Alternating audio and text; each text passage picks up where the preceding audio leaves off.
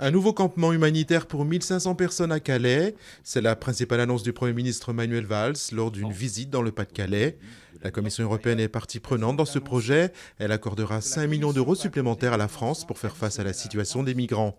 En Hongrie, les autorités laissent désormais les migrants embarqués à bord de trains à destination de l'Autriche et de l'Allemagne. C'est évident qu'en effet, c'était pas pour dealer avec moi, c'était pour me piéger.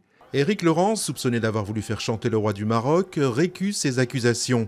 Il avoue également avoir manqué de prudence dans un deal qu'il qualifie de transaction privée.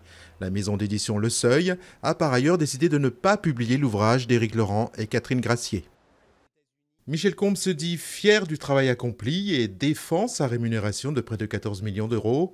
Le directeur général d'Alcatel a également nié toute volonté de cacher cette rémunération, alors qu'il est vivement critiqué par le MEDEF, notamment, qui devrait étudier le dossier. Un coup de pouce de 2 milliards d'euros pour les ménages. L'information avait été annoncée il y a une dizaine de jours par François Hollande. Michel Sapin confirme que cela serait envisageable.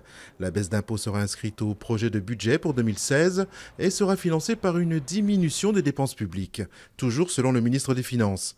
Le montant officiel sera connu le 7 septembre prochain.